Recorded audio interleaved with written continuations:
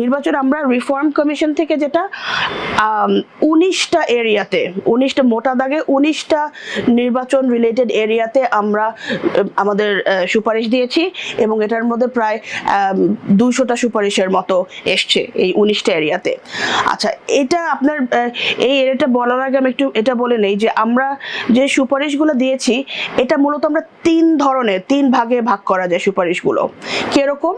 প্রথম ক্যাটাগরি সুপারিশগুলো হচ্ছে আপনার সংবিধান সংশোধন প্রয়োজন এবং মূলত এই সুপারিশগুলোই আপনার ঐক্যমত্য কমিশনের এসছে।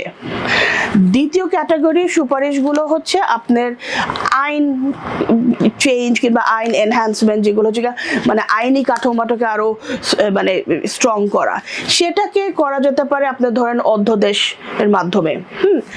আর তৃতীয় ক্যাটাগরি হচ্ছে আপনার সিম্পলি প্রসিডিউরাল, যেটা নির্বাচন কমিশন তাদের প্রতিষ্ঠানের পক্ষ থেকে এগুলো হচ্ছে কি নীতিমালা বিধিমালা থেকে ঠিক করা, নীতিমালা বিধিমালাতে অ্যাড করা, এই সমস্ত কাজগুলো নির্বাচন কমিশন কারো কাছে তাদের অ্যাপ্রুভাল দরকার নাই, তাদের প্রাতিষ্ঠানিকভাবে তাদের এই এখতিয়ার আছে এবং তারা সেটা ইজিলি করতে পারে।